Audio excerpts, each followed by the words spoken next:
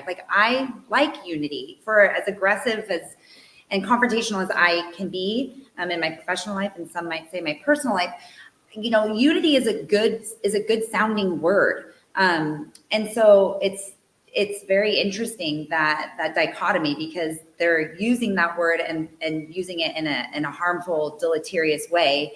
Number one. And then how do you think, do you think that that's what saved us? Because obviously in the United States of America, it's all about individualism. It's about individual rights and individual property and individual. So do you think that rub between unity and individualism, which they characterize as selfishness, and lack of caring, do you think that that's like the rub that saved us from like falling victim the last 4 years to this, demonic plan? Yeah, pretty much overwhelmingly.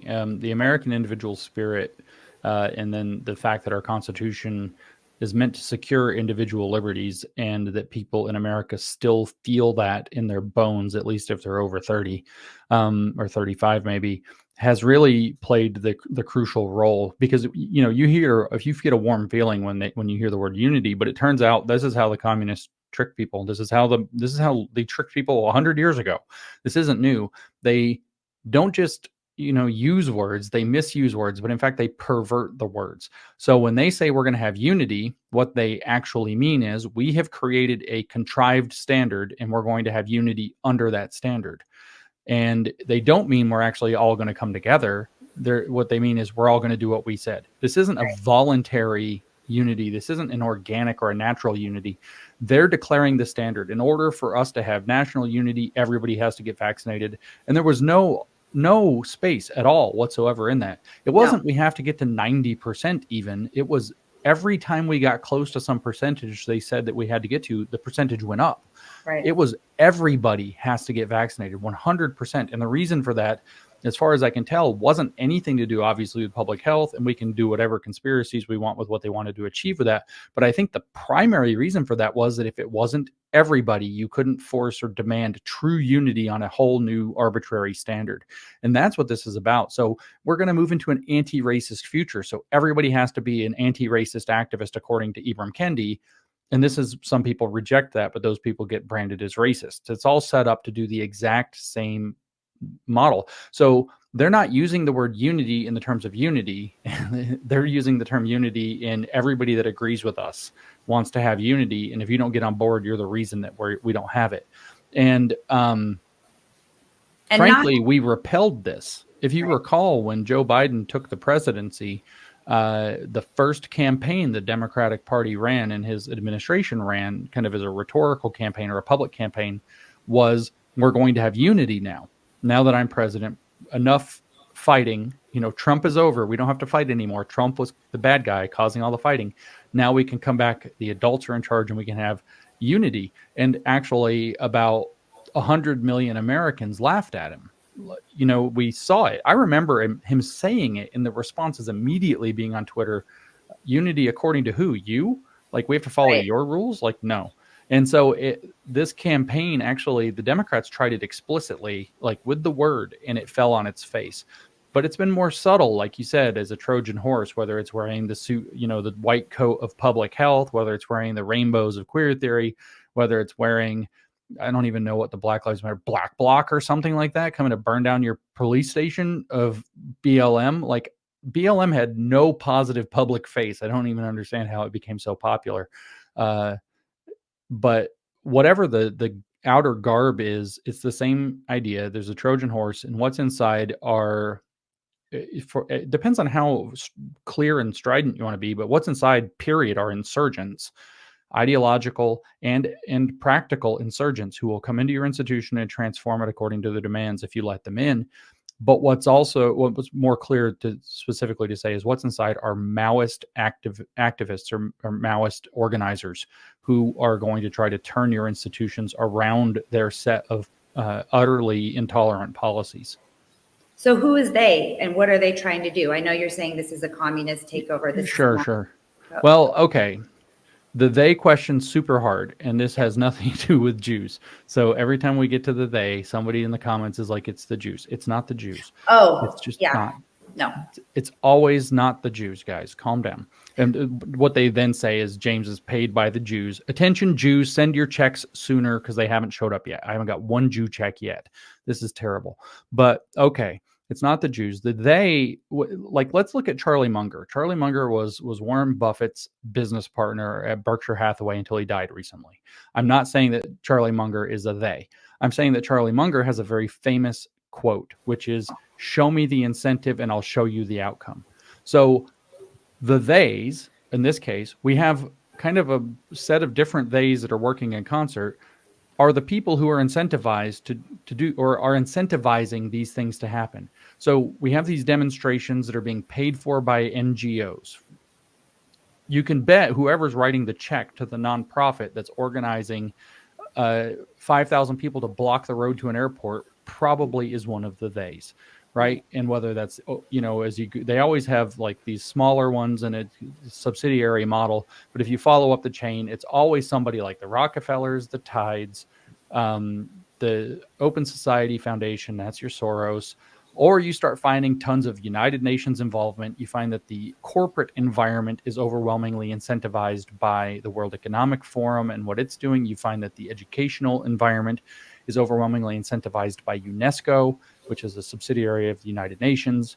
And so we can kind of start to get this guess that the United Nations, in collaboration, and then within COVID, of course, it's the World Health Organization, but that's subsidiary actually to the United Nations. So you get this idea that it's the United Nations working through these other arms like UNESCO, the World Health Organization, in conjunction with the World Economic Forum, in some kind of relationship with the CCP, undeniably, that are pushing, and the CCP, by the way, is the largest communist organization in the world. You get the idea that what we have is that these huge institutional players, most of which are on non-governmental organizations or nonprofits of some form or another, are creating incentive structures to get other people to do that. The other kind of they is the academics who are activists. These people are literally religious fanatic Maoists in many cases. I know they are. I've spoken in front of them and I've talked about Mao and I said, cheer if you support Mao. And they cheered in the room in front of other people. They know what they're supporting. And this is students and faculty. They know what they're doing. The faculty members that came out of the radical 60s and went into the 70s and then even into the 80s that kind of laid the groundwork. And these are your kind of professors that are going emeritus now. These are the big storied career professors. They were openly Maoist in the 70s. They were openly supporting the Cultural Revolution. Read their writings from the late 60s and early 70s. You know, the revolution in China is showing us that a real popular basis Marxist revolution can take place. This is where they were. So the universities have been increasingly filling themselves and pushing everybody else out with people who think along Maoist lines. Whether the ones today know that they're Maoist in every case or not is irrelevant. Many do. I've seen it firsthand. I know they do, but many may not. Sorry, I don't mean to interrupt. When you just said the universities are filling themselves. Do you think that, for example, I think it's the University of Texas that has a campus in Dubai. Do you, and obviously Dubai is, or Qatar might be one of those, and they're funding this university, and I think they're funding nuclear research and technology. Do you think that the universities are filling themselves intentionally, or that this is like a secret plan that they've been sowing the seeds for decades, for example, like they did with the Catholic Church, and they've been intentionally and strategically placing individuals, subversive individuals, to move up the ranks, and then once they got to the top, educate down, flesh it down? Or, I mean, do you think that this is intentional? Like, how do you think? I think that both of those things were happening. I think that both of those things have been happening. I think there is some intentional placement. These relationships with Qatar, the Asia Society, the Confucius Society, I should say, so many universities, you see tons of this foreign infiltration. There's probably somebody who is not totally naive to what's going on, at least in some of the places, and then it spreads organically. Within faculty members, communists look out for each other. They try to get more people that are like-minded hired. There's an educator, Henry Giroux, who famously brags that he wanted to bring critical theory into education significantly, and it was boxed out in the early 80s, late 1970s of universities. You only had a few radicals here and there in education departments on campuses. In fact, education departments were by and large some of the most conservative schools on campus, with possibly the exception of Teachers College at Columbia, or NYU or whatever. The New York NYU, CUNY, and Columbia triangle there has just been communist for a long time. But other than that, education schools were by and large somewhat conservative, and he intentionally went around and saw to it in a 5 to 7 year span that he worked very hard to help about 100 Marxists get tenured in colleges of education around colleges in North America. Now, if each one of those was not nearly as productive as him, but was to get 5 or 6 more that they recruited, that they helped advocate for at the tenure meeting, that they threw a huge, fit. If you say, no, we don't think that she's a good fit, well, that's because you're sexist, blah, blah, blah. And they pulled the whole tricks. Academia had still has virtually no defenses to any of that. And so you have some of that that's very deliberate, but at the same time, this was the current. Campuses went radical in the 60s and they haven't come back. The radicals have begat radicals. And so I think there were organic and what I described with Giroux isn't inorganic. It's not like, the Comintern was like placing a KGB agent in the university, but there could have been some of that as well. For Well, sure. You mentioned CCP. I think for me personally, we've villainized the China, and it's a bad thing. But then at the same time, we're allowing Chinese to infiltrate these policies, infiltrate our system. So are they in cahoots with China? Like, it's still, again, I'm a little bit confused about. So that's a super dark story that I didn't realize. Okay, we don't have time. Go there. Okay, well, we can go there. People are going to be upset if we don't mention it.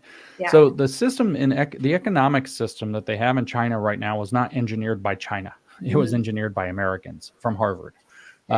So you had these famous meetings. There's actually a movie about one of the meetings, a documentary that came out called Mr. Deng Goes to Washington, DENG, Mr. Deng Goes to Washington. And so that's referring to the Chinese chairman, Deng Xiaoping, or I think they called him president, that came after Mao. So Mao Zedong dies in 1976. In 1978, Deng Xiaoping took over the presidency of China. There was a turmoil in between, figuring out who was going to lead. But Deng Xiaoping succeeds Mao. And China was a wreck. It was a complete disaster. Well, it turns out that a contingent from Harvard, primarily Kissinger and Brzezinski, were going over to China with Mao in place, trying to get something going on, a relationship there. Famously, Richard Nixon went over, tried to meet with Mao. And if you look at who was with him, it was these same fellows.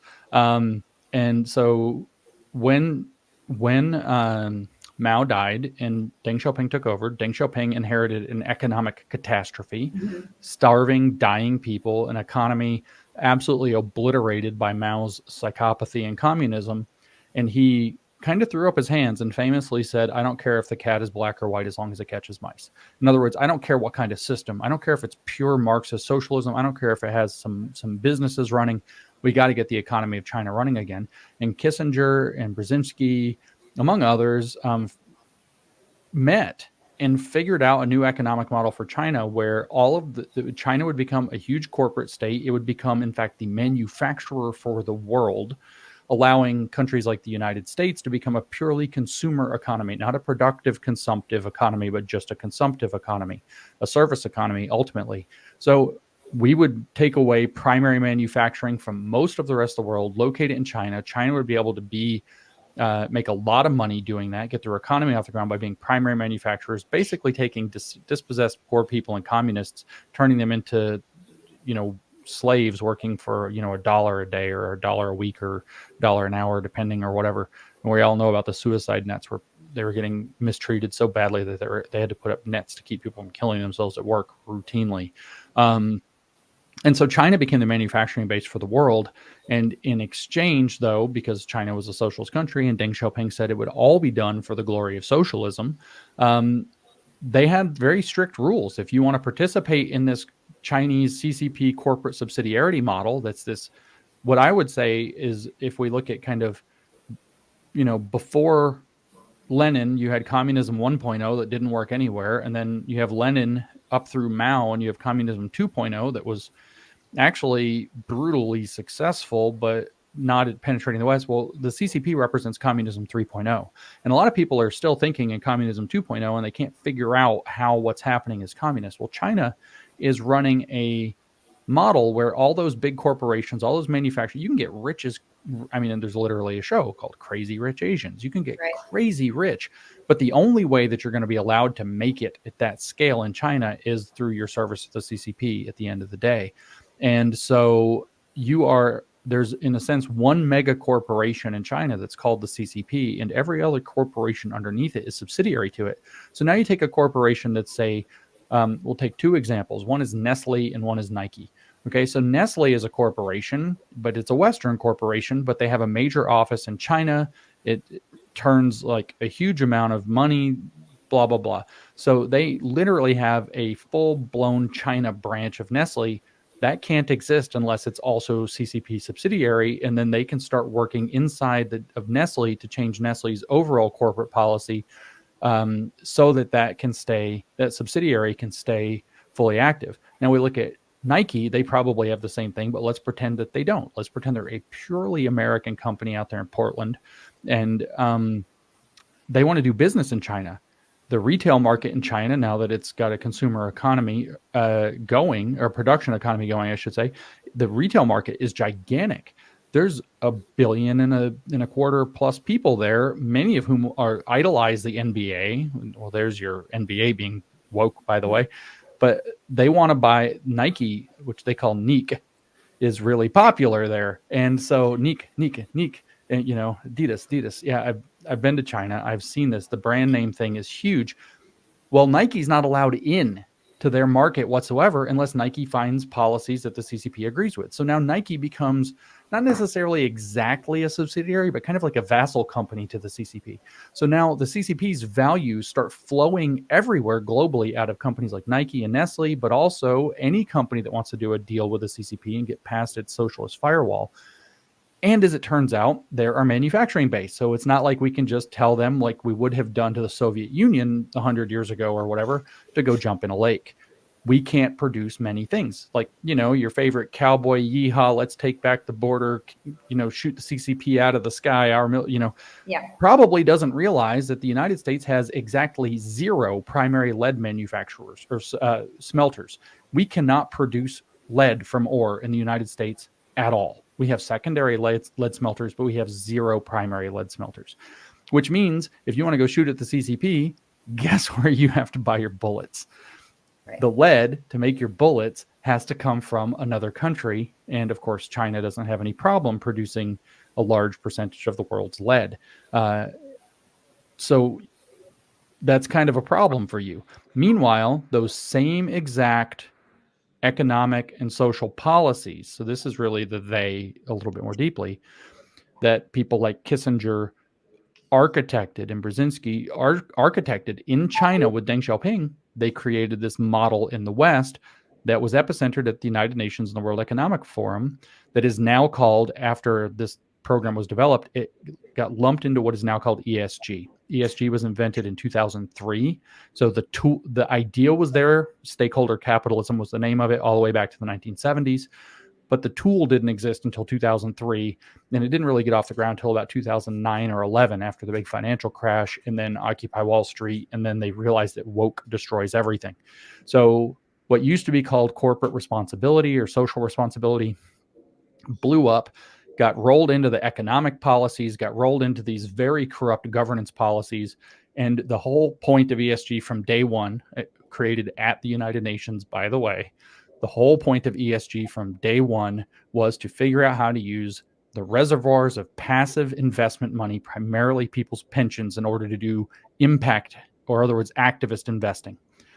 So what they did was they built out the exact same subsidiarity model to some ideological thing. It's not centered in the CCP now. It's centered in this weird conglomeration of the largest investment firms in the world: BlackRock, Vanguard, State Street, Goldman. We can go down the list. There's a Fidelity. I don't know what they are. BlackRock and Vanguard and State Street are always given as the top 3. I think them combined own or I'm sorry, has under management something like either 40 or 60% of the entire S&P 500. So they have trillions and trillions of dollars of assets. In other words, people care what they think Right. and do.